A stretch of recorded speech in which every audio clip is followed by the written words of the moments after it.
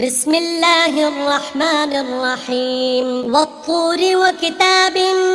مسطور في رق منشور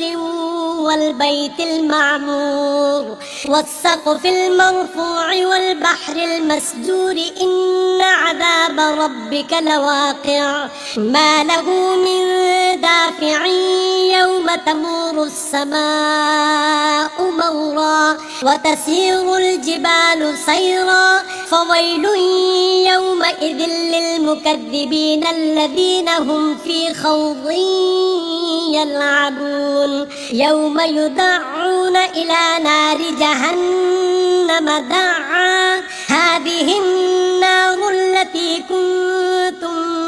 بها تكذبون أفسحر هذا أم أنتم لا تبصرون اصلوها فاصبروا أو لا تصبروا سواء عليكم إنما تجزون ما كنتم تعملون إن المتقين في جنات ونعيم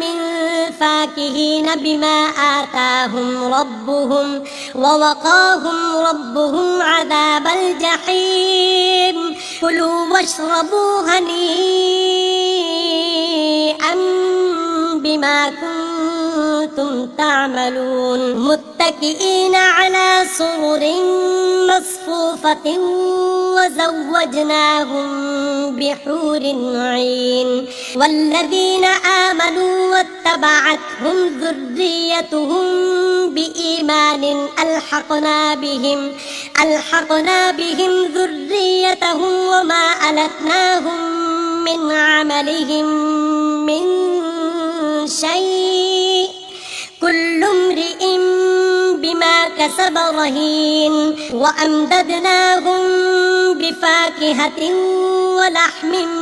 مما يشتهون يتنازعون فيها كأسا لا لغو فيها ولا تأثيم ويطوف عليهم غلمان لهم كأنهم لؤلؤ مكنون وأقبل بعضهم على بعض يتساءلون قالوا إنا كنا قبل في أهلنا مشفقين فمن الله علينا ووقانا عذاب السموم إنا كنا من قبل ندعوه إنه هو البر الرحيم فذكر فما أنت بنعمة ربك بكاهن ولا مجنون أم يقولون شاعر نتربص به ريب المنون قل تربصوا فإني معكم من المتربصين أم تأمرهم أحلامهم بهذا أم هم قوم طاغون أم يقولون تقوله بل لا يؤمنون فليأتوا بحديث مثله إن كانوا صادقين أم خلقوا من غير شيء أم هم الخالقون أم خلقوا السماوات والأرض بل لا يوقنون أم عندهم خزائن ربك أم هم المسيطرون أم لهم سلم يستمعون فيه فليأت مستمعهم بسلطان مبين أم له البنات ولكم البنون أم تسألهم أجرا فهم من مغرم مثقلون أم عندهم الغيب فهم يكتبون أم يريدون كيدا فالذين كفروا هم المكيدون أم لهم إله غير الله سبحان الله عما يشركون وإن يروا كسفا من السماء ساقطا يقولوا سحاب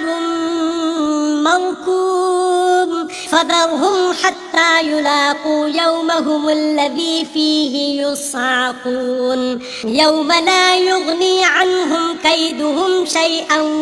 ولا هم ينصرون وإن للذين ظلموا عذابا دون ذلك ولكن أكثرهم لا يعلمون واصبر لحكم ربك فإنك بأعيننا وسبح بحمد ربك حين تقوم ومن الليل فسبحه وإدبار النجوم.